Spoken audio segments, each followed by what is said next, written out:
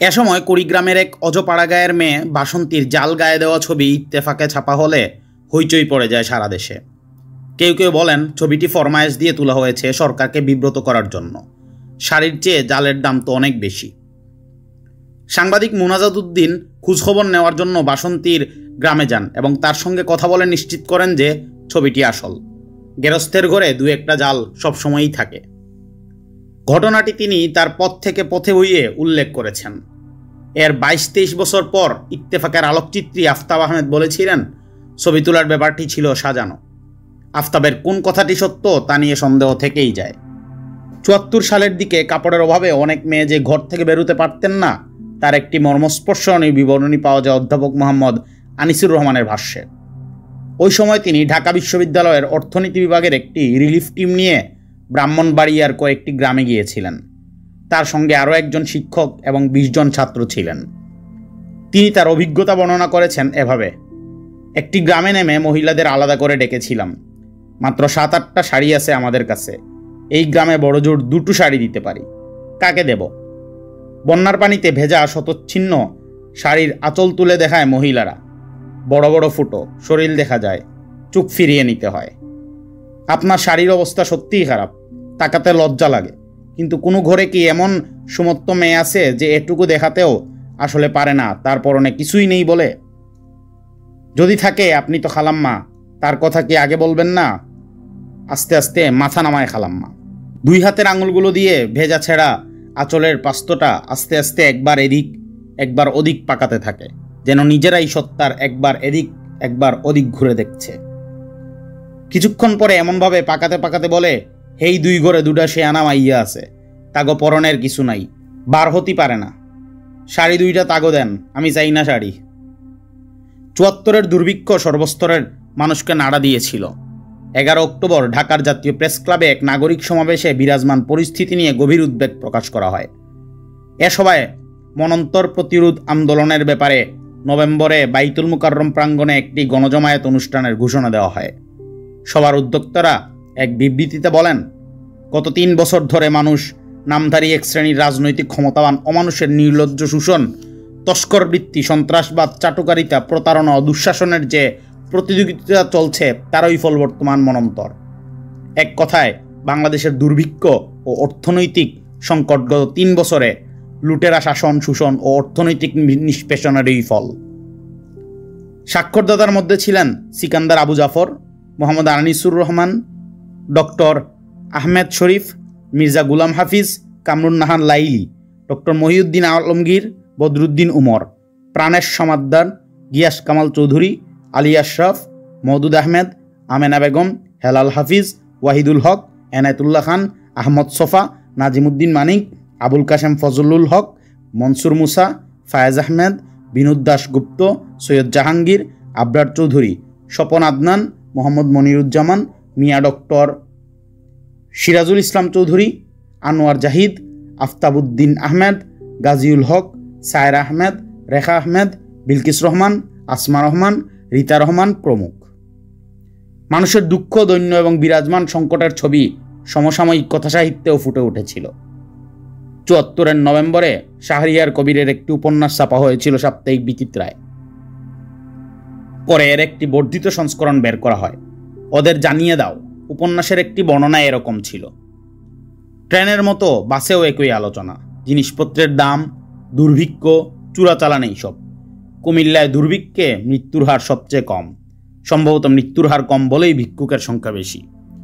চলন্ত বাসেও কয়েকজন ভিক্ষে করছে। রাহেলা বাস থেকে নামার পর ও সাজগুজ দেখে ভিখিরিরা হামলে পড়েছিল। দুঃখের ভেতরও পুরো বীর হাসি পেল। কলেজে থাকতে পড়া মানিক বন্দ্যোপাধ্যায়ের একটি গল্পের কথা মনে পড়ে গেল।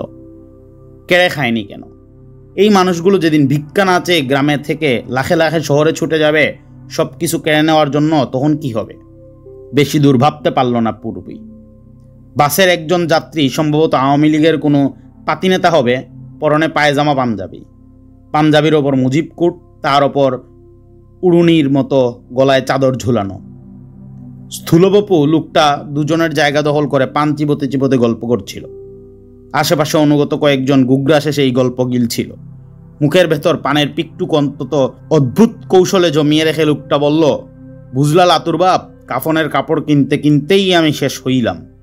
ফকিরগুলো মরণের আর জায়গাও পায় না, সবাই মরে আমার এলাকায়। গতকালও 4টা মরছে ভেদবমি হইয়া। যাকে উদ্দেশ্য করা বলা থুতনিতে ছাগলে দাঁড়িয়েওয়ালা টাউট ধরনের লোকটা তুষামুদের সুরে বলল, আপনার এলাকায় মরলে তো কাফনের কাপড় পায়, আমাগো এলাকায় মরলে কাফনের কাপড় আর কপালে জোটে না, হিয়াল কুত্তায় কামড়াইয়া খায়। আল্লাহর মর্জি, জাগো কপালে কাফনের কাপড় লেখা আছে হেরা আপনার এলাকায় গিয়া মরে, আল্লাহর নেক বান্দারাই কাফনের কাপড় পায়। 22 নভেম্বর 1974 খাদ্য পরিস্থিতি সম্পর্কে খাদ্যমন্ত্রী আব্দুল মোমিন জাতীয় সংসদে একটি বিবৃতি দেন। বিবৃতিতে তিনি বলেছিলেন, স্বাভাবিক অবস্থা মোকাবিলার জন্য আমাদের হাতে যদিও যথেষ্ট খাদ্য মজুদ ছিল, কিন্তু ভয়াবহ অবস্থা মোকাবিলার জন্য আমাদের যথেষ্ট খাদ্য মজুদ ছিল না। খাদ্যমন্ত্রীর বিবৃতির পর জাসদের সংসদ আবদুল্লাহ সরকার অনাহার ও ব্যাধির কারণে যারা মারা গেছেন তাদের রুহের মাগফিরাত কামনা করে সংসদে 5 মিনিট নীরবিতা পালনের প্রস্তাব দেন। জাসদের অপর সংসদ মঈনুদ্দিন আহমেদ মানিকও প্রস্তাবটির পক্ষে বক্তব্য দেন। আওয়ামী লীগের সাংসদ ডক্টর আসহাবুল হক ও শিল্পমন্ত্রী সৈয়দ নজরুল ইসলাম প্রস্তাবের বিরোধিতা করেন। স্পিকার আব্দুল মালেক উকিল সিদ্ধান্ত দেন, honest wishes of the house হিসাবে প্রসিডিংসে প্রস্তাবটি এভাবে উল্লেখ করা হবে, দুর্ভিক্ষজনিত কারণে অনাহারে বা বন্যায় অথবা ব্যাধিজনিত কারণে বাংলাদেশের যেসব মানুষের মৃত্যু হয়েছে তাদের প্রতি এই সংসদ সহানুভূতি প্রকাশ করছে। আওয়ামী লীগের সঙ্গে তার মিত্রদের দূরত্ব এ সময় আরও বেড়ে যায়। অবলুপ্ত গণ ঐক্যজোট অন্যতম শরিক বাংলাদেশ কমিউনিস্ট পার্টি 27-29 অক্টোবর 1974 অনুষ্ঠিত কেন্দ্রীয় কমিটির সভায় সাধারণ সম্পাদক মোহাম্মদ ফরহাদের রিপোর্টে বলা হয়, দেশে গভীর সংকট বিরাজ করছে। সরকার কেবলমাত্র শাসক দল আওয়ামী লীগ ও প্রশাসনযন্ত্রের ওপর নির্ভরশীল থাকিয়া বর্তমানে প্রচলিত বুর্জুয়া গণতন্ত্রের মাধ্যমে সংকট মোকাবিলা করিয়া দেশকে অগ্রগতির পথে অগ্রসর করিয়া দিতে পারিতেছে না। তাই অনতিবিলম্বে দেশে রাজনৈতিক প্রশাসনিক ব্যবস্থার মৌলিক পরিবর্তন সাধন করা একান্ত জরুরি বলিয়া বাংলাদেশের কমিউনিস্ট পার্টি মনে করিতেছে। একদিকে মানুষের বিপর্যস্ত অবস্থা, অন্যদিকে রাজনৈতিক অনিশ্চয়তা, এর মধ্যে পর্দার আড়ালে অনেক কিছুই ঘটে যাচ্ছিল। এ বিষয়ে কৌতূহল উদ্দীপক তথ্য দিয়েছেন পরিকল্পনা কমিশনের ডেপুটি চেয়ারম্যান অধ্যাপক নুরুল ইসলাম। অবনতিশীল রাজনৈতিক ও অর্থনৈতিক পরিস্থিতির এই সময়ে 74-এর শেষের দিকে সোভিয়েত ইউনিয়নের রাষ্ট্রদূত আদ্রে ফমিন একদিন আমার অফিসে এলেন। এই সময়ের চ্যালেঞ্জ কিভাবে মোকাবিলা করা যায় এ বিষয়ে তিনি কথা বলেন। তিনি জোর দিয়ে বলেন, এখন দরকার শক্ত নেতৃত্ব। শেখ মুজিব খুবই দয়াবান, দুর্বল এবং প্রায়শ দেদুল্যমান। এই পরিস্থিতিতে ক্ষমতার কেন্দ্রে উচ্চ গুণসম্পন্ন এবং লক্ষ্য অবিচল একজন নেতার প্রয়োজন। শেখ মনির এসব গুণ আছে। শেখ মুজিবের উচিত তাকে মন্ত্রিসভায় নেওয়া এবং দ্বিতীয় প্রধান ব্যক্তি হিসেবে দৈনন্দিন প্রশাসনিক সিদ্ধান্ত নেওয়ার ক্ষমতা তাকে দেওয়া। সোভিয়েত রাষ্ট্রদূত খুব রাগঠাক করে কথা বলেননি। ওই সময় শেখ মনির রাজনীতিতে অধিকতর প্রভাবশালী হয়ে ওঠা নিয়ে গুজব ছিল। রাষ্ট্রদূতের বক্তব্য ওই গুজবকেই সমর্থন করে। কিছুদিন পরে শেখ মনি সম্পাদিত বাংলার বাণীতে ছাপা হওয়া এক সম্পাদকীয়তে লেখা হয়, দেশের অর্থনৈতিক ব্যবস্থার জন্য দায়ী হলো বাজে পরিকল্পনা। অক্সফোর্ড, কেমব্রিজ, হার্ভার্ডের মতো বিদেশি বিশ্ববিদ্যালয়ের শিক্ষা ও প্রশিক্ষণ নেওয়া লোকেরা আমাদের দেশের জন্য অপ্রয়োজনীয়। আমাদের দেশি রোগের চিকিৎসার জন্য দরকার হেকিমি বা আয়ুর্বেদ জানা দেশি ডাক্তার। আমি ওই সম্পাদকীয়তে একটা কপি নিয়ে গেলাম শেখ মুজিবের কাছে। মনে হলো তিনি আগে এটা দেখেননি। তিনি এই বিষয়ে গুরুত্ব না দিতে আমাকে পরামর্শ দিলেন। আওয়ামী লীগের সিনিয়র নেতারাও স্বস্তিতে ছিলেন না। 12 নভেম্বর 1974 ঢাকা নগর আওয়ামী লীগের অফিসে এক কর্মী সভায় ভাষণ দিতে গিয়ে দলের সভাপতি AHM কামারুজ্জামান আক্ষেপ করে বললেন, জাতি সংকটের মধ্যে অবস্থান করিতেছে আর আমরা সমস্যার সমাধান করতে পারি না। এই বাস্তব সত্যকে স্বীকার করিতে হইবে। শেখ মুজিব ধীরে ধীরে একা হয়ে যাচ্ছিলেন। তার অনেক শুভাকাঙ্ক্ষীও এ সময় তার কড়া সমালোচনা করতে পিছপা হননি।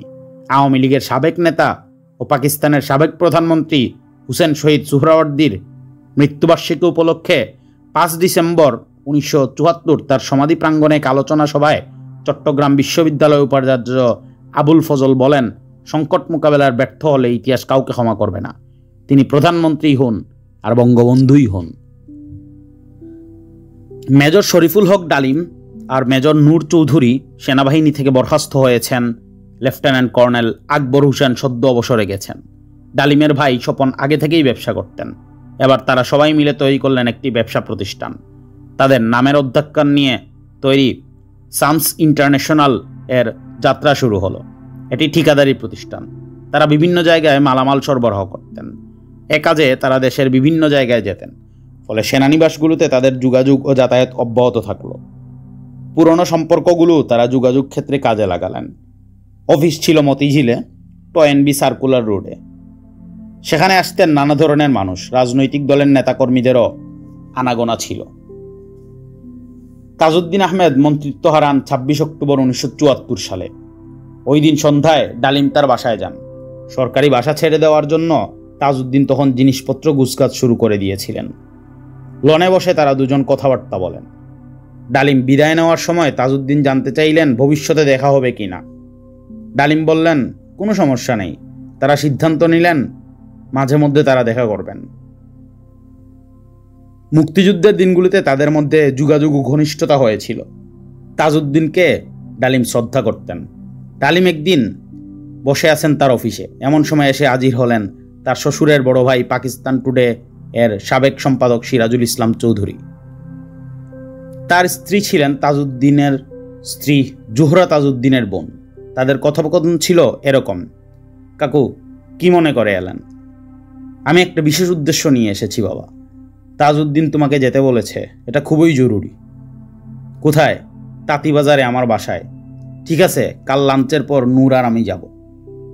পরদিন ডালিমান নূর যথাসময়ে তাঁতিবাজারে সিরাজুল ইসলামের বাসায় উপস্থিত হলেন। তাজউদ্দিন সেখানে অপেক্ষা করছিলেন। তাদের মধ্যে কথাবার্তা শুরু হলো। দেশের অবস্থা কেমন দেখছ? যে দেশ আপনি তৈরি করেছেন, আমার মনে হয় তার সমস্যার অন্ত নেই। তোমরাই তো দেশ স্বাধীন করছ। তাই কি আমরা যে এভাবে স্বাধীন হতে চাইনি তা আপনার চেয়ে বেশি কে জানে? 71-এ আমরা যা আশঙ্কা করেছিলাম এখন কি তাই সত্য প্রমাণিত হচ্ছে না? যা হোক, পুরনো কাসন্দি ঘাটে লাভ নেই। বলুন কেন ডেকেছিলেন? দেশটাকে বাঁচাতে হবে। হ্যাঁ নিশ্চয়ই, কিন্তু কিভাবে?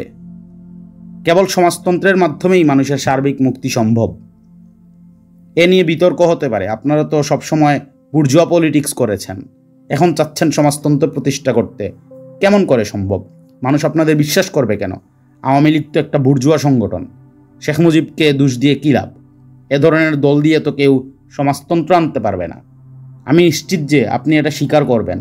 সবচেয়ে বড় সমস্যা হলো সমাজতন্ত্র শব্দটাকে আপনারা যেভাবে কুখ্যাত করেছেন, এদেশের মানুষ ভয়ে আর তার নাম নেবে না সামনের বছরগুলোতে। বলুন আপনার রাজনীতিটা এখন কি হবে? তাজউদ্দিন বললেন, রাজনীতি নিয়ে তোমরা কি ভাবো? শরীফুল ইসলাম ডালিম বলছেন, জানি না। তোমরা বলতে আপনি কি বুঝাতে চাইলেন? তবে এটা সত্য যে সশস্ত্র বাহিনীর একটা বড় অংশ কিন্তু রাজনীতি সচেতন। শুনে খুশি হলাম। কালো মেঘের মধ্যে রূপালীর রেখা দেখতে পাচ্ছি। আমি সমাজতন্ত্রে বিশ্বাস করি। কিভাবে এর প্রয়োগ হবে তা একটি দেশের বা সমাজের বাস্তব অবস্থার উপর নির্ভর করবে। ভারত একটি গণতান্ত্রিক দেশ। ভারতে সমাজতন্ত্রের প্রয়োগ সোভিয়েত মডেলে হচ্ছে না। নীতিগত প্রশ্নে ভারত মুক্তিযুদ্ধে আমাদের সমর্থন দিয়েছে, সোভিয়েত ইউনিয়নেও দিয়েছে। পৃথিবীর অন্যান্য দেশের মুক্তি সংগ্রামে সোভিয়েত ইউনিয়ন সব রকমের সাহায্য দিয়ে যাচ্ছে। সাম্রাজ্যবাদী এবং মৌলবাদী শক্তিগুলো এর বিরুদ্ধে সংগঠিত হচ্ছে। তাদের এ চক্রান্ত কি আমাদের দেশের জন্য ভালো হবে? ডালিম বললেন, মৌলবাদ, সাম্রাজ্যবাদ এগুলো নিয়ে কথাবার্তা কেবল শহরে মধ্যবিত্ত ড্রয়িং রুমের মধ্যেই আছে। তাদের সংখ্যা 1 বা 2% বেশি না। ভারত যদি বাংলাদেশকে কবজা করতে পারে তাহলে ভারতের অন্যান্য জাতীয় মুক্তি সংগ্রামগুলো হুঁচট খাবে। ভারত তো একটা বহুজাতিক দেশ। ডালিমের সঙ্গে আলাপ তখনকার মতো শেষ হলো। তাজউদ্দিন বললেন, এ নিয়ে আরও কথা হবে। তিনি আরও বললেন, জাতীয় সমাজতান্ত্রিক দল জাসদ হবে তার রাজনীতির বাহন। এসব কথা বিস্তারিতভাবে উঠে এসেছে ডালিমের লেখা আনটোল্ড ফ্যাক্টস বইয়ে। ডালিমের বর্ণনায় আছে, একদিন আমরা কর্নেল তাহেরের সঙ্গে দেখা করতে নারায়ণগঞ্জ গেলাম। কথাবার্তা বলার সময় আমরা তাজউদ্দিনের সঙ্গে জাসদের সম্পর্ক কি তা জানার চেষ্টা করলাম। তাহেরের ব্যক্তিগত ধারণা, তাজউদ্দিনের সঙ্গে জাসদের দলগত কোনো সম্পর্ক নেই। ব্যাপারটা গোলমেলে মনে হলো। মনে হয় তাহের বিষয়টা জানেন না, অথবা এমনও হতে পারে জাসদের হাইকমান্ড অন্য কারো সঙ্গে তাজউদ্দিনের গোপন যোগাযোগ আছে, যা অন্য নেতারা জানেন না। কয়েকদিন পর তাজউদ্দিনের সঙ্গে ডালিমের দ্বিতীয় দফা বৈঠক হয়। তারা ভারত বাংলাদেশ সম্পর্ক নিয়ে কথা বলেন। ডালিমের ভাষ্যমতে তারা আওয়ামী লীগের অন্য নেতাদের সঙ্গেও যোগাযোগ রাখতেন। এদের মধ্যে উল্লেখযোগ্য হলেন খন্দকার মুশতাক আহমেদ, কামরুজ্জামান, তাহেরউদ্দিন, এআর মল্লিক, আব্দুল মালেক উকিল, ফণিভূষণ মজুমদার, মনোরঞ্জন ধর, দেওয়ান ফরিদ গাজী এবং আব্দুল মান্নান। তারা সবাই শেখ মুজিব এবং তার সরকার পরিচালনার ব্যাপারে আস্থা হারিয়েছেন। মন্ত্রিসভা থেকে তাজউদ্দিনের বিদায়ের পর তারা অনেকেই ঝুঁকিতে পড়েছেন। শেখ মুজিব তরুণ নেতাদের ওপর বেশি নির্ভরশীল হয়ে পড়ায় তারা অনেকেই নিজেদের ভবিষ্যৎ নিয়ে চিন্তায় আছেন। এ সময় আওয়ামী লীগের সঙ্গে জাসদের একটা সমঝোতার চেষ্টা হয়। শেখ মুজিব নিজেই এটা চেয়েছিলেন। জাসদের সঙ্গে যোগাযোগের কাজটি করেন ব্যবসায়ী সাইদুর রহমান। শেখ মুজিবের সঙ্গে তার ঘনিষ্ঠতা ছিল। একই সঙ্গে তিনি জাসদের একজন শুভাকাঙ্ক্ষী ছিলেন। আওয়ামী লীগের সঙ্গে জাসদের যোগাযোগের এই পর্বটি সম্পর্কে দুই দলের কোনো নেতা আজ পর্যন্ত মুখ খুলেননি। সাইদুর রহমানের দেওয়া বিবরণে জানা যায়, শেখ সাহেব আমার একটা অ্যাসাইনমেন্ট দিল, জাসদের রিইউনিয়ন উইথ আওয়ামী লীগ। বললেন আপনি সিরাজুল আলমরে নিয়ে আসেন। সিরাজুল আলম খানের লগে ডিটেলস আলাপ করলাম। এরপর 3 মাস বহু ডায়ালগ ফায়ালগ হইল। সিরাজ বলল সমঝোতা হবে না। পরে বলল রবিনু মার্শাল মনি আম্বিয়া টাম্বিয়া এরা যারা আছে এদেরকে আমি যদি বলি তাইলে আমি দালাল হইয়া যাই। আবার দিক থিকা আপনারে ক্লিয়ারেন্স দিলাম, কিন্তু আমার লগে কথা হইছে এইটা বলতে পারবেন না। ওরা যদি বলে আমার লগে কথা বলতে পরে দেখব, তখন আমি একটা টিয়া কইরা এই একটা নাটক। তারপর রব টবরে বললাম, ওরা কয় আমরা রাজি হইলেও সিরাজ ভাই রাজি হইব না। সিরাজ ভাইরে যদি রাজি করাইতে পারেন তাইলে আমাদের আপত্তি নাই। সিরাজরে কইলাম, বলল আচ্ছা ঠিক আছে, এক কাজ করেন ওদেরকে বলেন আমারে বলতে। তারপর আবার ওদেরকে বললাম। সিরাজ বলল আপনি শেখ সাহেবের লগে কথা বলেন। সেই নেগোসিয়েশনটা 3 মাস চলল। একদিন ফাইনাল মিটিং, শেখ সাহেব বললেন সিরাজরে বাসায় নিয়ে আসেন। বাসায় নিয়ে আসলে তো লুকে দেখা ফেলবো। বলল রাত 11টার পর নিয়ে আসতে, গেট দিয়ে ঢুকলে তো দেখবে। বলল আমার বাসায় কেমনে ঢুকতে হয় সিরাজ জানে। ওনার বাসার পিছনে যে ওয়ালটা ছিল আলাদা ইট দিয়া একটা জায়গা ছিল, আলগা ইট, ইট সরাই ওইখান দিয়ে ঢুকা যাইত। পাকিস্তান আমলে তারা রাত্রিবেলা ওইভাবে দেখা করত। সিরাজ জানে কোনখান দিয়ে যাইতে হইব। সিরাজরে নিয়ে সামনের গেট দিয়ে ঢুকলাম। গেটে আমার কথা বলা ছিল। আমাকে বলছিল উপরে চইলা আসেন ছাদে, ওইখানে বৈশা কথাবার্তা হইব। সিরাজ একটা কাগজ নিয়ে গেছিল। সিঁড়ির মুখে ওনার বেডরুমটা ছিল। আমি সামনে, সিরাজুল আলম পিছনে। উইটা ডাইন দিকে ঘুইরা ওপরের তলায় যাব। উনি চোখ টিপ দিলেন। আমি মনে করছি উনি বুঝি রুমে ঢুকতে বলছেন। আমি ঢুকলাম, আমার পিছনে সিরাজ। উনি খুব অ্যাম্বায়াসড হয়ে গেলেন। সিরাজ কিরে তোর যে দেখা নাই, কি মনে কইরা আইলি?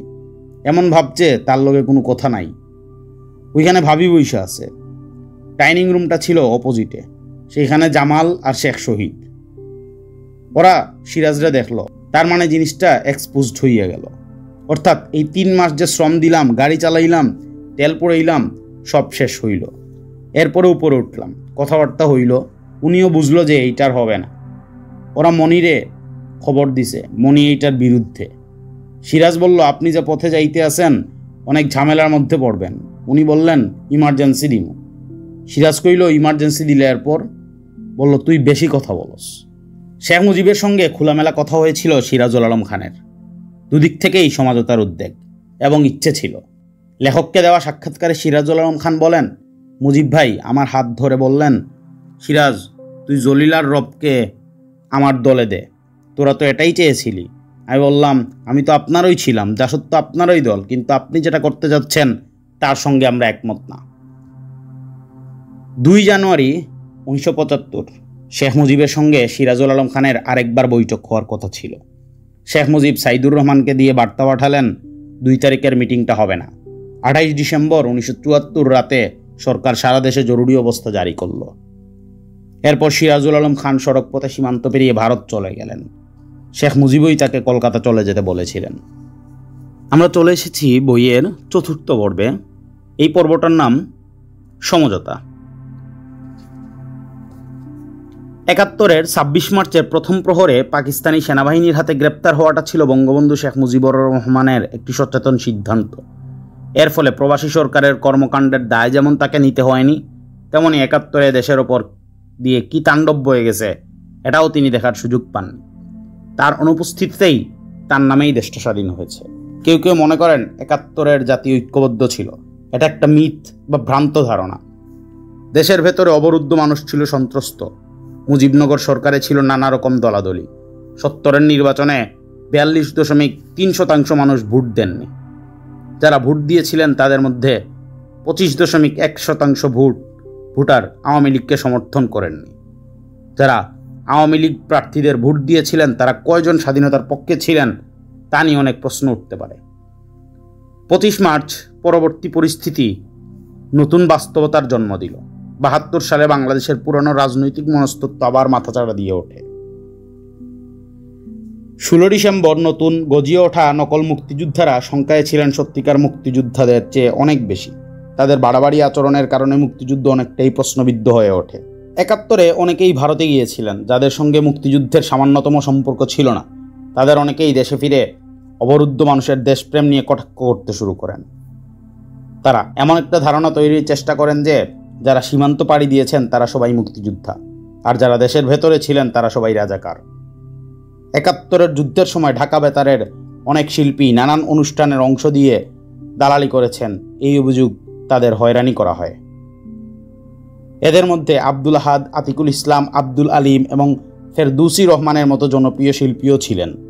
৬ ফেব্রুয়ারি ১৯৭২ সাপ্তাহিক হলিডে পত্রিকায় সম্পাদক এনায়েতুল্লাহ খান 65 মিলিয়ন কোলাবরেটরস শিরোনামে একটা নিবন্ধ ছাপলেন। দেশটা যেন দুই ভাগ হয়ে গেল। ১৯৭২ সালের ২৪ জানুয়ারি রাষ্ট্রপতি ৮ নং আদেশ নামে বাংলাদেশের যুগসজাগকারী বা দালাল বিশেষ ট্রাইব্যুনাল আদেশ ১৯৭২ জারি করা হলো। রাষ্ট্রপতি বিচারপতি আবু সাইদ চৌধুরীর অনুরোধে এই আইনের খসড়া তৈরি করে দিয়েছিলেন প্রবীণ আইনজীবী খান বাহাদুর নজিরুদ্দিন আহমেদ।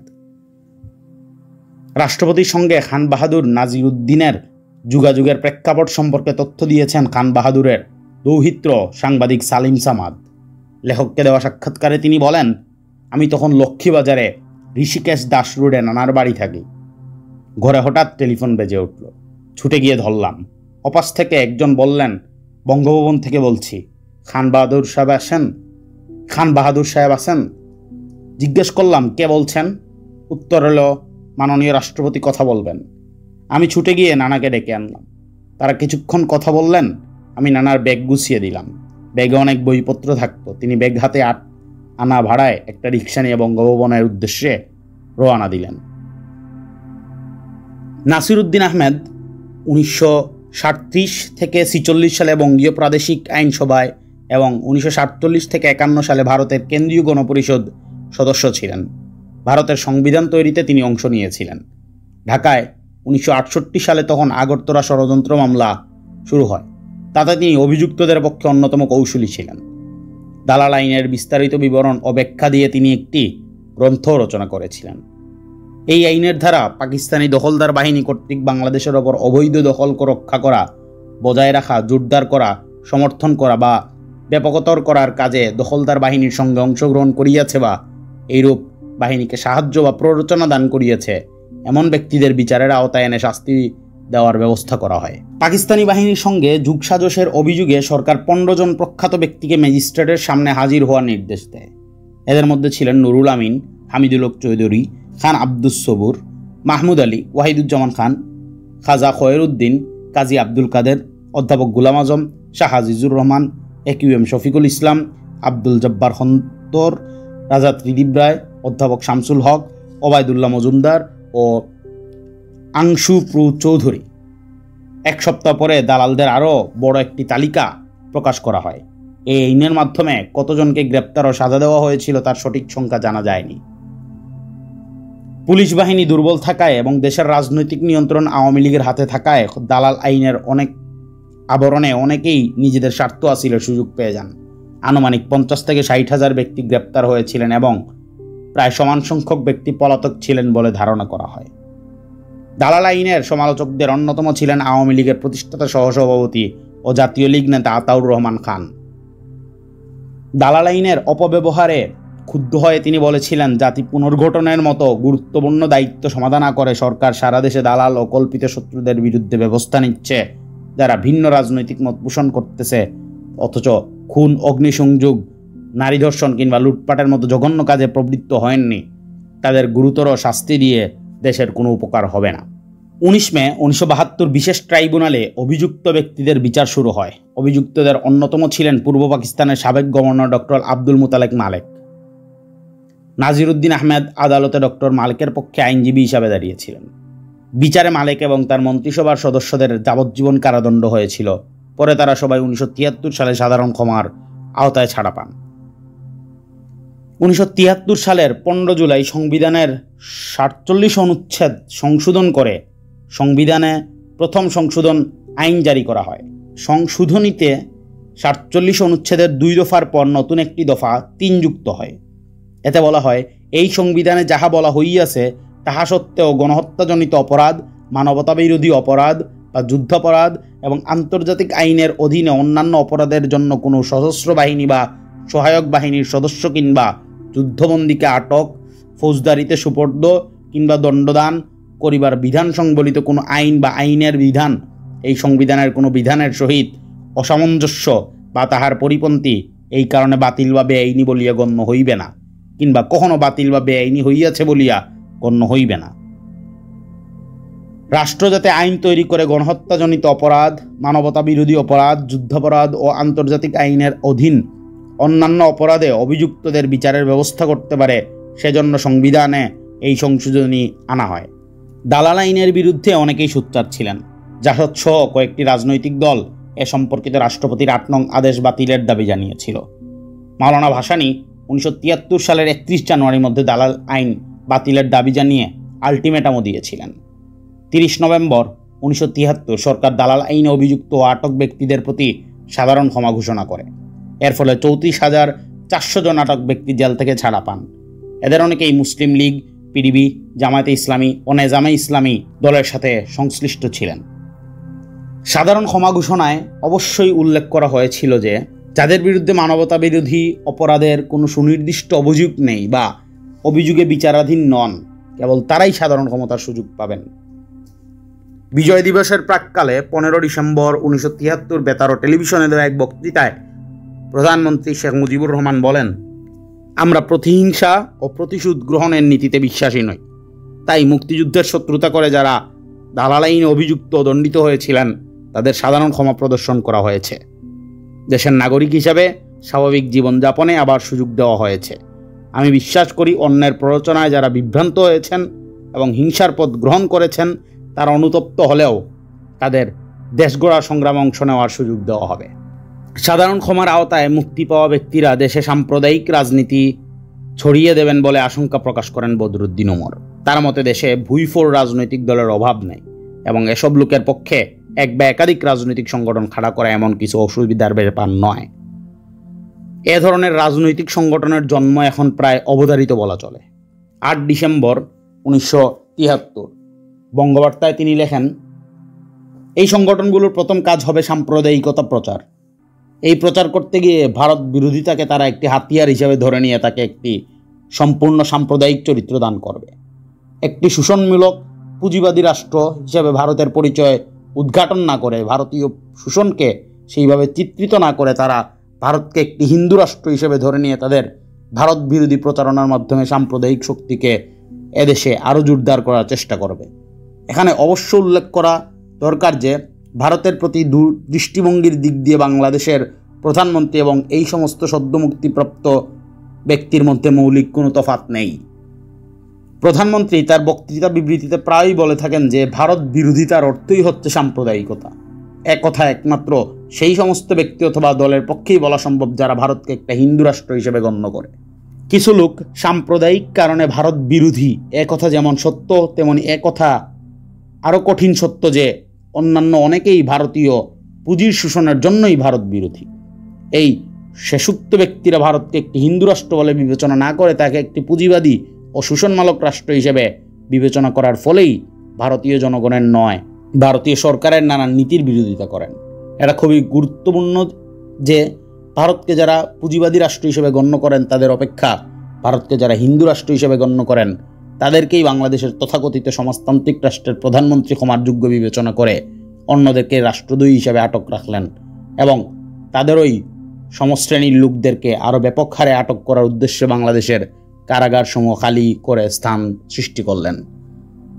শেখ মুজিব কি সত্যি সত্যিই দালালদের বিচারের ব্যাপারে কঠোর ছিলেন? 1971 সালে যেসব রাজনৈতিক নেতা পাকিস্তানের পক্ষ নিয়েছিলেন তাদের অনেকেই ছিলেন তার বন্ধু কিংবা একসময়ের রাজনৈতিক সহকর্মী। এদের একজন হলেন ন্যাপের নেতা মসিউর রহমান যদু মিয়া। এ প্রসঙ্গে তার বড় ভাই মুখলেসুর রহমান সিধু মিয়া চমকপ্রদ তথ্য দিয়েছেন। সর্দার ফজলুল করিম ও মুস্তফা নুরুল ইসলামের দেওয়া সিধু মিয়ার এক সাক্ষাৎকার থেকে এক কথা জানা যায়। সিধু মিয়া বলেন, দেশ স্বাধীন হওয়ার পর 1972 সালের দিকে যদু মিয়া ঢাকায় আসার পর আওয়ামী লীগের অনেক নেতাকর্মী শেখ মুজিবের ওপর যদু মিয়াকে গ্রেপ্তার করার ব্যাপারে চাপ সৃষ্টি করতে শুরু করেন। যদু মিয়া এবং শেখ মুজিব আসলে খুব অন্তরঙ্গ বন্ধু ছিলেন। ফার্স্ট ফ্রেন্ড বলতে যা বোঝায় তাই ছিলেন তারা। এই সময় আমার কাছে একটা খবর এলো, আমাকে এসে জানালেন যে তিনি শেখ সাহেবের ওখানে বসেছিলেন। তখন কয়েকজন লোক শেখ সাহেবকে বলতে শুনেন যে মশিউর রহমান তো এখন ঢাকাতেই আছেন, তাকে গ্রেপ্তার করা হোক। জবাবে শেখ সাহেব বলেছিলেন, আচ্ছা সে হবে পরে। আমি জাদুকে এসে বললাম, তুমি ঢাকায় এসে বসে আছো কেন? তোমাকে নিয়ে তো এ ধরনের কথাবার্তা হচ্ছে, তুমি একটু সরে থাকো। আমার এক কথা শোনার পর আমাকে অবাক করে দিয়ে সে সঙ্গে সঙ্গে টেলিফোন তুলে শেখ মুজিবের নাম্বারে ডায়াল করলো। লাইন পেয়ে যেতেই সে শেখ মুজিবকে বলল, এই তুই নাকি আমাকে অ্যারেস্ট করাবি? ওদিক থেকে মুজিব কি বলেছিলেন আমি জানি না, কিন্তু দুজনের মধ্যে খুবই হাসি ঠাট্টা হয়েছিল সেদিন। যাই হোক, অনেক দিন পর্যন্ত শেখ মুজিব জানতেন যে যদু মিয়া ঢাকায় আছে, কিন্তু দলের চাপ থাকা সত্ত্বেও তিনি তাকে গ্রেপ্তার করেননি। পরে যদু মিয়া উত্তেজিত হয়ে এরকম একটা উক্তি নাকি করেছিল যে আমি কদিনের মধ্যেই এই সরকারকে ক্ষমতাচ্যুত করতে পারি। কেবল তখনই তাকে গ্রেপ্তার করা হয়েছিল। 1972 সালের কথা এসব। স্বাধীনতা বিরোধীদের অন্যতম ছিলেন পাকিস্তান জাতীয় পরিষদের সাবেক স্পিকার ও কনভেনশন মুসলিম লীগের সভাপতি ফজলুল কাদের চৌধুরী। মুক্তিযুদ্ধ চলাকালে তার বিরুদ্ধে মানবতা বিরোধী অপরাধের অনেক অভিযোগ ছিল। দালাল আইনে তিনিও গ্রেপ্তার হয়েছিলেন। কারাগারে আটক থাকা অবস্থায় 1973 সালের 17 জুলাই তার মৃত্যু হয়। ফজলুল কাদেরের পরিবারের খোঁজখবর রাখতেন শেখ মুজিব, মাঝে মধ্যে তাদের আর্থিক সাহায্যও করতেন। এ প্রসঙ্গে তার মেজ ছেলে সাইফুদ্দিন কাদের চৌধুরী বলেছেন, আমরা মাঝে মাঝে তার কাছে যেতাম। ঈদের সময় তিনি টাকা দিয়ে বলতেন, কুরবানি দেওয়ার জন্য সবচেয়ে বড় গরুটা কিনবি। তার কলিজাটা ছিল এত বড়, 2 হাত প্রসারিত করে দেখালেন। আমাদের শরীর তো মুসলিম লীগের রক্ত, তাই শেখ মুজিবের বিরুদ্ধে বলতে হয়। 71-এ মুক্তিযুদ্ধের সময় চাকমা রাজা ত্রিদিব রায় পাকিস্তানের পক্ষ নেন। এক পর্যায়ে তিনি পাকিস্তানে চলে যান। জুলফিকার আলী ভুট্টো তাকে মন্ত্রিসভার সদস্য করেছিলেন। 1972 সালে বাংলাদেশ যখন জাতিসংঘের সদস্য হওয়ার জন্য চেষ্টা করেছে, সেই সময় ভুট্টো জাতিসংঘ বাংলাদেশের বিরোধিতা করার জন্য ত্রিদিব রায়ের নেতৃত্বে একটি প্রতিনিধি দল পাঠিয়েছিলেন। ভুট্টো এক টিলে 2 পাখি মারার ফন্দি এঁটেছিলেন। বাংলাদেশের বিরোধিতা করা এবং বিশ্ববাসীকে দেখানো যে বাংলাদেশে থেকে নির্বাচিত একজন জনপ্রতিনিধি পাকিস্তানের প্রতিনিধিত্ব করছেন। ত্রিদিব রায়কে বুঝিয়ে সুঝিয়ে দেশে ফিরিয়ে আনার জন্য প্রধানমন্ত্রী শেখ মুজিবুর রহমান ত্রিদিব রায়ের মা রাজমাতা বিনীতা রায়কে নিউ ইয়র্কে পাঠিয়েছিলেন। শেখ মুজিব বিনীতা রায়কে বলেছিলেন, ত্রিদিব রায় তো আমার মতোই, পাকিস্তান তাকে জোর করে আটকে রেখেছে, তাকে ফিরিয়ে আসতে বলুন, আমরা তাকে একজন বীর হিসাবে গ্রহণ করব। ত্রিদিব রায় আসেননি এবং জাতিসংঘে বাংলাদেশ বিরোধিতা থেকে নিবৃত্তও হননি। 1971 সালের সেপ্টেম্বরে জাতিসংঘের সাধারণ পরিষদের অধিবেশনে পাকিস্তানি প্রতিনিধি দলের নেতা হিসাবে ইয়াহিয়া খান পূর্ব পাকিস্তান ন্যাপের প্রতিষ্ঠাতা সাধারণ সম্পাদক ও পরে দল থেকেই মাহমুদ আলীকে পাঠিয়েছিলেন। দলের অন্য সদস্যদের মধ্যে ছিলেন পাকিস্তান জাতীয় পরিষদের সাবেক সংসদ শাহ আজিজুর রহমান এবং বেগম রাজিয়া ফায়াজ। মুক্তিযুদ্ধ শেষ হওয়ার পর শাহ আজিজ গ্রেপ্তার হন। মাহমুদ আলী পাকিস্তানে ছিলেন, তার নাগরিকত্ব বাতিল করা হয়। রাজিয়া ফায়াজ তখন খুলনায়। তার স্বামী ছিলেন খুলনা শিপইয়ার্ডের জেনারেল ম্যানেজার। রাজিয়া ফায়াজের বাবা সৈয়দ বদরুদ্দুজা 1943-44 সালে কলকাতা কর্পোরেশনের মেয়র ছিলেন। শেখ মুজিব তাকে খুব সম্মান করতেন। মুক্তিযুদ্ধের পরপর রাজিয়া ফয়েজ গ্রেপ্তার হন। এই সময় তিনি আন্তঃসত্ত্বা ছিলেন। এ খবর জানতে পেরে শেখ মুজিব ক্ষুব্ধ হন এবং তাকে মুক্ত করার নির্দেশ দেন। শাহ আজিজ সাধারণ ক্ষমতার আওতায় ছাড়া পান 1973 সালের ডিসেম্বর মাসে। শাহ আজিজ যখন জেলে, শেখ মুজিব তার পরিবারকে আর্থিক সাহায্য দিতেন। এ প্রসঙ্গে তুফাইল আহমেদ বলেছেন, শাহ আজিজ তো জেলে, বঙ্গবন্ধু বললেন ওর ফ্যামিলি খাবে কি? আমি প্রতি মাসে 7,000 টাকা পাঠাতাম ওর ফ্যামিলিকে। ওনার ফ্যামিলিকে তো গাড়িও দেওয়া হয়েছিল। সেটা পরে জেল থেকে ছাড়া পাওয়ার পর 22,000 টাকার একটা বিভা ভক্সহল গাড়ি, প্রগতির অ্যাসেম্বল করা। বঙ্গবন্ধু আরও অনেককে টাকা দিতেন। মাওলানা ভাসানীকে 20,000 টাকা, সঙ্গে লুঙ্গি গামছা আমি পাঠাতাম। জিল্লুর রহমান দলের কাজে থাকতেন, ওনাকে 10,000, মনসুর আলী 10,000, সাজেদা চৌধুরী 10,000। আমার কাছে একটা খাতা ছিল, সেখানে সব লেখা থাকতো। একদিন বঙ্গবন্ধু আমাকে ডাকলেন, সব হিসাব রাখস তো? আমি খাতা নিয়ে আসলাম, দেখে উনি রেগে গেলেন। কি করছস? কেন, নাম লিখে টাঙ্গার অঙ্ক লিখে রাখছি। এইভাবে নাম লেখে কারো চোখে পড়লে এদের মানসম্মান থাকবে? মাওলানা ভাসানী লিখতে হইলে লিখবেই MB। আমি বুঝলাম, এরপর ওইভাবেই লিখতাম। বঙ্গবন্ধু সব ব্যাপারে চিন্তা করতেন, সতর্ক থাকতেন। 1971 সালের এপ্রিল মাসে পূর্ব পাকিস্তান কেন্দ্রীয় শান্তি কমিটি তৈরি হলে কাউন্সিল মুসলিম লীগের পূর্ব পাকিস্তান শাখার সভাপতি খাজা খায়রউদ্দিন এর আহ্বায়ক মনোনীত হন। 1970 সালের সাধারণ নির্বাচনে পুরান ঢাকার একটি আসনে তিনি শেখ মুজিবের বিরুদ্ধে দাঁড়ান এবং হেরে যান। মুক্তিযুদ্ধ শেষ হলে তিনি গ্রেপ্তার হন, তার যাবজ্জীবন কারাদণ্ড হয়েছিল। 1973 সালের 7 ডিসেম্বর সাধারণ ক্ষমতার আওতায় তাকে মুক্তি দেওয়া হয়। পরে তিনি পাকিস্তানে চলে যান। শেখ মুজিবের দীর্ঘ রাজনৈতিক জীবনে যারা বেশিরভাগ সময় তার বিরোধিতা করেছেন, তাদের একজন হলেন ন্যাপ ভাসানীর সাবেক সাধারণ সম্পাদক মোহাম্মদ তোয়াহা। শেখ মুজিব এবং মোহাম্মদ তোয়াহা একই প্রজন্মের। রাজনৈতিক অবস্থান বিপরীত মেরুর হলেও তারা ছিলেন পরস্পরের বন্ধু। তোয়াহার ভাষ্যমতে 72-এর জানুয়ারিতে দেশে ফিরেই শেখ মুজিব তোয়াহার খোঁজ করেছিলেন। মুজিবের ধানমন্ডির বাসায় দুজনের সাক্ষাতের ব্যবস্থা হয় আওয়ামী লীগ নেতা পাইওনিয়ার প্রেসের মালিক আব্দুল মুহাইমিনের মাধ্যমে। তোয়াহা শর্ত দিয়েছিলেন, সাক্ষাৎ হবে গোপনে এবং চতুর্থ কেউ যেন জানতে না পারে। মুহাইমিন তাকে এক রাতে গাড়িতে করে ধানমন্ডির 32 নম্বর সড়কের বাড়িতে নিয়ে আসেন। সেখানে হঠাৎ করেই তার সঙ্গে দেখা হয়ে যায় শেখ মুজিবের সর্বাধিক বিশ্বস্ত এবং ঘনিষ্ঠ ব্যক্তি সিরাজুল আলম খানের সঙ্গে। সিরাজুল আলম খানকে দেখে চমকে উঠলেও তার জানা ছিল না এই সাক্ষাতের ব্যবস্থাটি সিরাজই করে দিয়েছিলেন। লেখককে দেওয়া সাক্ষাৎকারে সিরাজ বলেছেন, তিনি উদ্যোগ নিয়ে মুহাইমিন সাহেবকে দিয়ে শেখ মুজিবের সঙ্গে সাক্ষাতের ব্যবস্থা করেন। তিনি চেয়েছিলেন দুজনের মধ্যে একটা সমঝোতা হোক।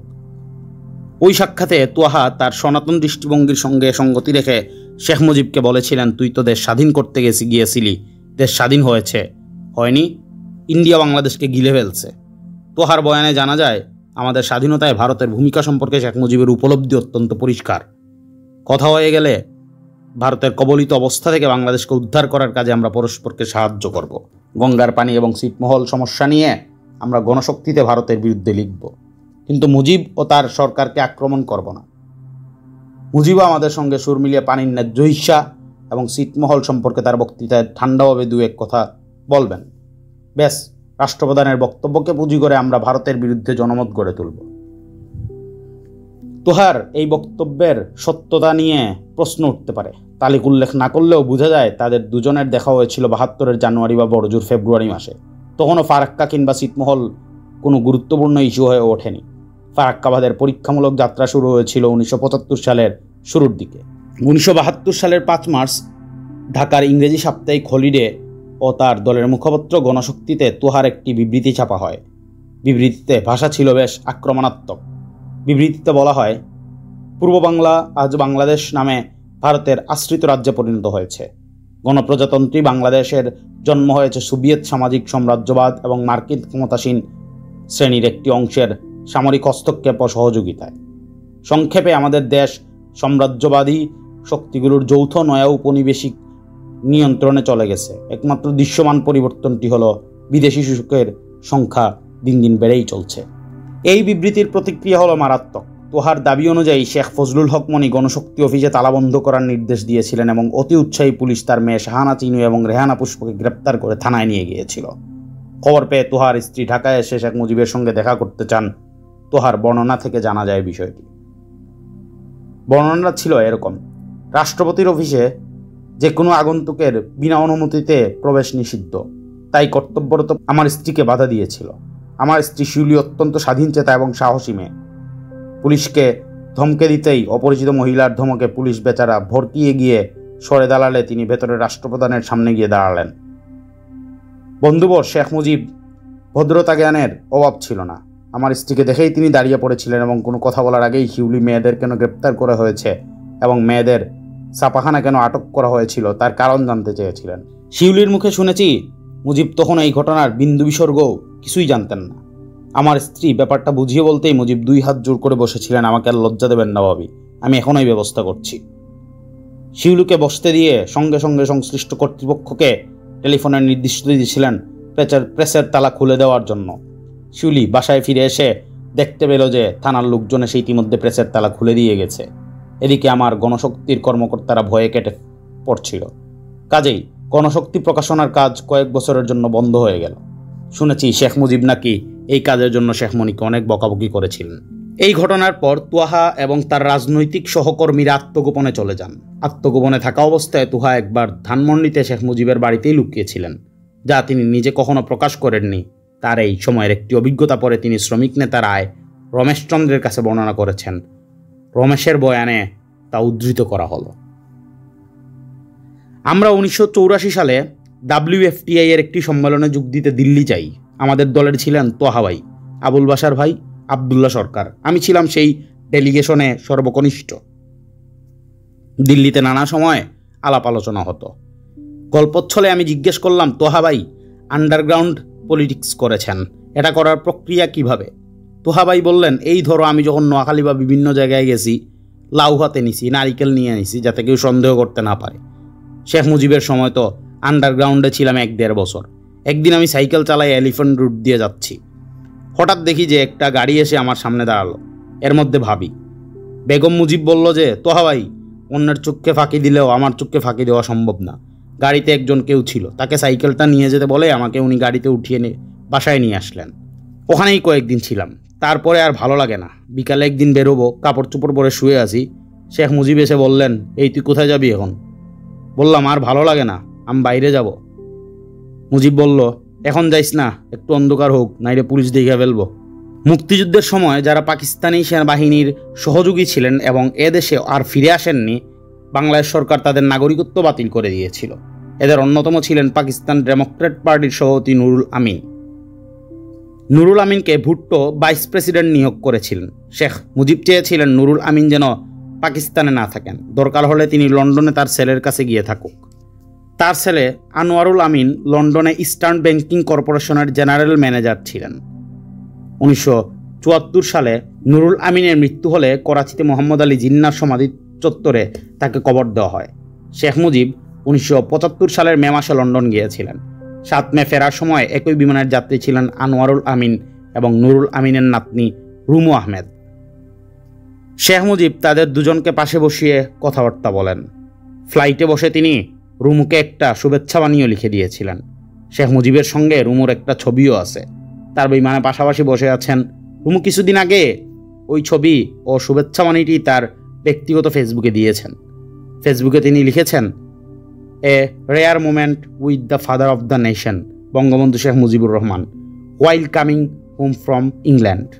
ইংল্যান্ড থেকে বাড়ি ফেরার পথে জাতির জনক শেখ মুজিবুর রহমানের সঙ্গে একটি দুর্লভ মুহূর্ত। শেখ মুজিব পাকিস্তানের সঙ্গে স্বাভাবিক ও শান্তিপূর্ণ সম্পর্ক গড়ে তোলার ব্যাপারে আগ্রহী ছিলেন। 1974 সালের ফেব্রুয়ারি মাসে লাহোরে অনুষ্ঠিত ইসলামী ঐক্য সংস্থার শীর্ষ সম্মেলনের আগে সম্মেলনে যোগ দেওয়ার আমন্ত্রণ নিয়ে সংস্থার 7 সদস্যের একটি প্রতিনিধি দল ঢাকায় আসে। প্রতিনিধি দলটি পাকিস্তানের প্রধানমন্ত্রী জুলফিকার আলী ভুট্টোর একটি বার্তা নিয়ে এসেছিল। বার্তায় বলা হয়েছিল, শীর্ষ সম্মেলনেই পাকিস্তান বাংলাদেশকে কূটনৈতিক স্বীকৃতি দেবে। 22 ফেব্রুয়ারি পাকিস্তান আনুষ্ঠানিকভাবে বাংলাদেশকে কূটনৈতিক স্বীকৃতি দেয়। লাহোরে ইসলামী ঐক্য সংস্থার সম্মেলনে যোগ দেওয়া নিয়ে আওয়ামী লীগের মধ্যে মতভেদ ছিল। এ নিয়ে দলের জ্যেষ্ঠ নেতাদের নিয়ে শেখ মুজিব একটি বৈঠক করেছিলেন। এই সভায় যারা উপস্থিত ছিলেন তাদের অন্যতম ছিলেন সংসদের চিফ হুইপ শাহ মোয়াজ্জেম হোসেন। সভায় যেসব কথাবার্তা হয় ওই প্রসঙ্গে মোয়াজ্জেম বলেন, সরকারের একটা অংশ দ্বিমত পোষণ করল। তাজউদ্দিন সাহেব, সামাদ সাহেব, ডক্টর কামাল হোসেন প্রমুখ ইসলামিক সম্মেলনে যোগদানকে সমর্থন করতে পারলেন না। এ সম্বন্ধে সিদ্ধান্তের জন্য সেদিন সন্ধ্যার পর তদানীন্তন গণভবনে নেতৃবৃন্দের বৈঠক হলো। সভায় উভয় পক্ষ থেকে প্রচুর যুক্তিতর্ক প্রদর্শন করা হলো। এক পক্ষের মূল বক্তব্য ছিল, আমরা ইসলামিক দেশ নই, আমরা ধর্মনিরপেক্ষ একটি দেশ। অন্যদিকে অধিকাংশের মত, পৃথিবীতে আমরা দ্বিতীয় বৃহত্তম মুসলিম রাষ্ট্র। মুসলমানদের রাষ্ট্রসমূহের সম্মেলনে যোগদান না করা এদেশের অধিকাংশ জনগোষ্ঠীর ধর্মানুভূতির প্রতি উপেক্ষা প্রদর্শনেরই নামান্তর। বঙ্গবন্ধু নিজেও এই অভিমত পোষণ করতেন। অধিকাংশ অভিমত যখন গৃহীত হতে যাচ্ছে তখন আপোষ ফর্মুলা হিসাবে একটি প্রস্তাব এলো ওদের তরফ থেকে, ঠিক আছে যেতে যান, কিন্তু যাত্রাপথে দিল্লিতে নেমে ওদের সঙ্গে একটু কথা বলে গেলে সব দিক রক্ষা হয়।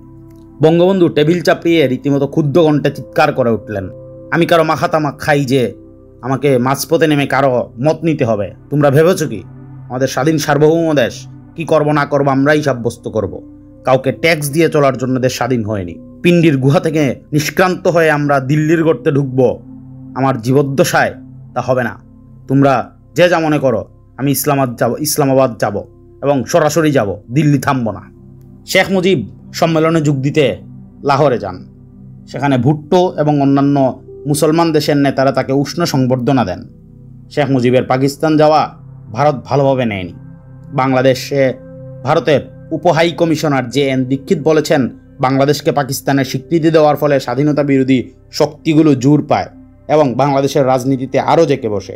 এ প্রসঙ্গে শাহ মুয়াজ্জেম হোসেনের বক্তব্য ছিল, যেদিন তিনি লাহোরে যাওয়ার সিদ্ধান্ত নেন সেদিনই তিনি তার মৃত্যু পরোয়ানায় সই করেছিলেন।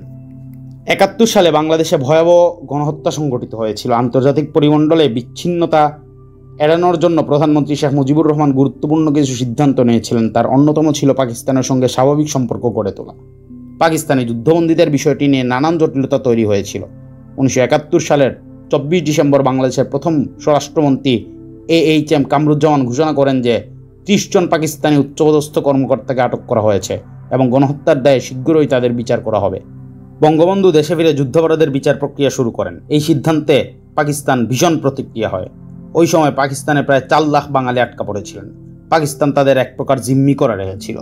ভারতে আটক যুদ্ধবন্দীরা পাকিস্তান ফিরে না যাওয়া পর্যন্ত পাকিস্তানে আটকে পড়া বাঙালিদের দেশে ফেরা অনিশ্চিত হয়ে পড়ে। 2 জুলাই 1972 ভারতে পাকিস্তানের মধ্যে সিমলা চুক্তি সই হয়। উভয় পক্ষই বন্দি বিনিময়ের ব্যাপারে নমনীয় হওয়ার সিদ্ধান্ত নেয়। যুদ্ধবন্দীদের প্রত্যাবাসনের ব্যাপারে পাকিস্তান চীনের সমর্থন পায়। বাংলাদেশ জাতিসংঘের সদস্য হওয়ার আবেদন করলে 25 আগস্ট 1972 চীনের বিরুদ্ধে ভোট দেয়। 1972 সালের 2 জুলাই পাকিস্তানের প্রেসিডেন্ট জুলফিকার আলী ভুট্টো এবং ভারতের প্রধানমন্ত্রী ইন্দিরা গান্ধীর মধ্যে স্বাক্ষরিত সিমলা চুক্তিতে উপমহাদেশে স্থায়ী শান্তি প্রতিষ্ঠার লক্ষ্যে দুদেশের কাজ করে যাওয়ার আশাবাদ ব্যক্ত করা হয়েছিল। বাংলাদেশ সিমলা চুক্তিকে স্বাগতম জানিয়েছিল। 72-এর নভেম্বরে বাংলাদেশ ও ভারত পাকিস্তানি যুদ্ধবন্দীদের পরিবারের 6000 সদস্যকে মুক্তি দেওয়ার সিদ্ধান্ত নেয়। বিনিময়ে পাকিস্তান তাদের দেশে আটকে পড়া 10,000 বাঙালি, নারী ও শিশুকে ফিরিয়ে দিতে রাজি হয়।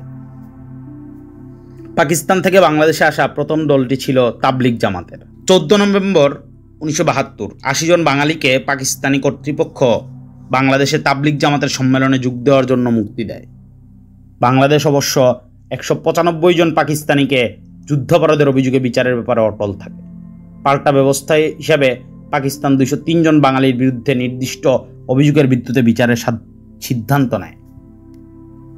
তাদের সম্পর্কে জুলফিকার আলী ভুট্টোর মন্তব্য ছিল, এসব বাঙালির বিচারের পক্ষে পাকিস্তানে জনমত আছে। আমরা জানি যে যুদ্ধের সময় তারা তথ্য পাচার করছিল। 28 আগস্ট 1973 দিল্লিতে ভারত ও পাকিস্তানের মধ্যে একটি চুক্তি সই হয়। ফলে পাকিস্তানে আটকে পড়া বাঙালিদের ছেড়ে দেওয়ার সিদ্ধান্ত নেয় পাকিস্তান। 2 দেশ একমত হয় যে 195 জন যুদ্ধবন্দীর বিচারের বিষয়টি বাংলাদেশ এবং পাকিস্তান বসে সিদ্ধান্ত নেবে। পাকিস্তান কথিত 203 জন অভিযুক্ত বাঙালিকে প্রত্যাবর্ষণ প্রক্রিয়ার বাইরে রাখার সিদ্ধান্ত নেয়। পাকিস্তান প্রস্তাব দেয় যে 195 জন অভিযুক্তকে পাকিস্তানে বিশেষ আদালতে বিচার করা হবে। বাংলাদেশে এই প্রস্তাবে রাজি হয়। সব বাঙালিকে পাকিস্তান থেকে ফিরিয়ে আনার জন্যই বাংলাদেশ এই প্রস্তাবে রাজি হয়েছিল। এই সমঝোতার ফলে 15 এপ্রিল 1974 সালের মধ্যে সব যুদ্ধবন্দীদের ভারত থেকে পাকিস্তানে এবং সব বাঙালির পাকিস্তান থেকে বাংলাদেশে ফিরে আসার পথ খুলে যায়। দুদেশের সম্পর্ক স্বাভাবিক রাখার ক্ষেত্রে এটি ছিল একটি উল্লেখযোগ্য পদক্ষেপ। এর ধারাবাহিকতায় 1974 সালের 24 ফেব্রুয়ারি পাকিস্তান বাংলাদেশকে কূটনৈতিক স্বীকৃতি দেয় এবং 9 এপ্রিল দিল্লিতে বাংলাদেশ, ভারত ও পাকিস্তানের মধ্যে একটি গুরুত্বপূর্ণ ত্রিপক্ষীয় চুক্তি সই হয়। যুদ্ধাপরাধীদের বিচারের ব্যাপারে যে বেশি দূর আগানো যাবে না তা বোঝা গিয়েছিল অনেক আগেই। বিচারপতি মোহাম্মদ হাবিবুর রহমানের ভাষ্যে বিষয়টি উঠে এসেছিল। তাজউদ্দিন আহমেদের সঙ্গে অধ্যাপক আনিসুজ্জামানের আলোচনা সূত্র ধরে উনি বলেন, 22 ডিসেম্বর 1971 মুজিবনগর মন্ত্রিসভায় শীর্ষস্থানীয় সদস্যবৃন্দ রাজধানী ঢাকায় ফিরে আসেন। অধ্যাপক আনিসুজ্জামান বলেছেন, তার দুদিন আগে প্রধানমন্ত্রী তাজউদ্দিন আহমেদের সঙ্গে দুটি বিষয়ে কথা হয়েছিল। একটি ছিল বুদ্ধিজীবী হত্যার প্রসঙ্গ ধরে পাকিস্তান সেনাবাহিনীর দূষরদের শাস্তি দেওয়ার বিষয়ে। তিনি বলেছিলেন, চেষ্টার ত্রুটি হবে না, তবে কাজটি সহজ হবে না। আমি জানতে চাই কেন।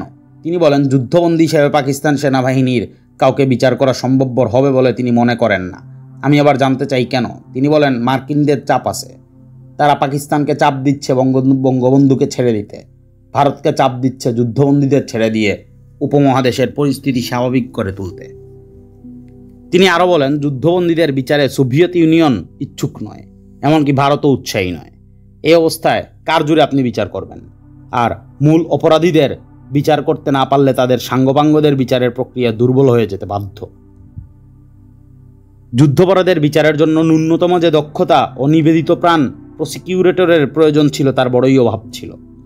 যুদ্ধাপরাধ ট্রায়ালের জন্য যাদের সরকারি কৌশলী নিয়োগ করা হয়েছিল তাদের শীর্ষস্থানীয় একজন যখন আমাকে বললেন, আমার অমুককে বাঁচাতে হবে, তখন আমার মনে হয়েছিল যুদ্ধাপরাধের আর বিচার হচ্ছে না।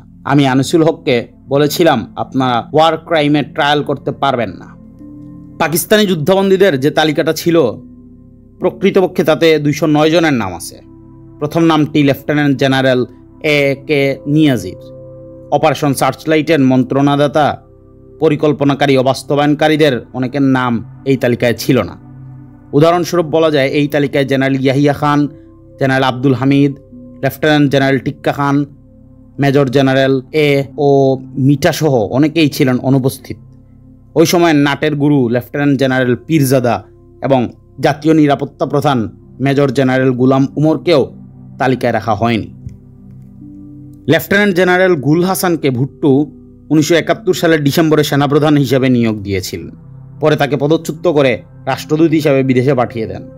ভুট্টো প্রায় তাকে বলতেন যে গুল যুদ্ধাপরাধীর তালিকায় আছেন এবং তিনিই তার বিচার ঠেকিয়ে রেখেছেন। ভিয়েনায় পাকিস্তানের রাষ্ট্রদূত হিসেবে দায়িত্ব পালনের সময় গুল হাসান ঢাকায় জেনারেল ওসমানীকে চিঠি লিখে তার অপরাধের তথ্য জানতে চেয়েছিলেন। ওসমানী পাকিস্তান সেনাবাহিনীতে থাকার সময় গুলের অধীনে কাজ করেছেন। ওসমানী তার চিঠির জবাবে জানিয়েছিলেন, গুল মোটেও যুদ্ধাপরাধী নন। ভাসানের চিঠিটা ছিল এরকম। ওসমানীর চিঠিটা ছিল এরকম। General M.A.G. Osmani, PSC, MNA, 27 Mintu road, Dhaka, June 3 তারিখ 1972। প্রিয় জেনারেল গুল, আপনার 14 মে 1972-এর চিঠির জন্য অনেক ধন্যবাদ। আশ্চর্য হয়েছি ওটা পেয়ে।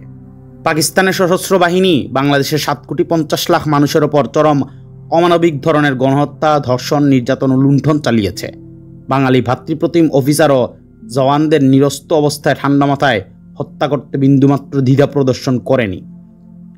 25-26 মার্চের রাত থেকে আত্মসমর্পণের আগের দিন পর্যন্ত আমাদের জনগণের সঙ্গে তারা যে পাশবিক আচরণ করেছে তার সমান একটি নজিরও ইতিহাসে পাওয়া যাবে না। তাই ইতিহাসের সবচেয়ে অসম্মানজনক পরাজয় বিপুল সংখ্যক জেনারেল অফিসার সহ অন্যান্য অফিসারের নেতৃত্বে প্রায় 93,000 পেশাদার ও অস্ত্রশস্ত্রে সুসজ্জিত সৈন্যের অবনত মস্তকে অস্ত্র সমর্পণ, তাদের র্যাঙ্কের ব্যাজগুলো ছিঁড়ে নেওয়া, এসবই ক্ষুধার বিচার। এরকমই তিনি করেন এবং ভবিষ্যতে করবেন বলে প্রতিশ্রুতি দিয়েছেন। বাংলাদেশে কেউ আপনার নাম যুদ্ধাপরাধীদের তালিকাভুক্ত করেনি। আপনি কথা বলেছেন দেখে আশ্চর্য হলাম। পাকিস্তান নামে যে দেশটি ছিল সেখানে কোনো হারামজাদা আপনার অনিষ্ট করতে চায় না তো? আপনাকে যারা জানে তাদের পূর্ণ শ্রদ্ধা আছে আপনার সততা, সৈনিকোচিত এবং সর্বোপরি মানবিক গুণাবলীর দিকে। এগুলোর জন্য একজন মহৎ ভদ্রলোক হিসাবে আপনি সকলের প্রিয়।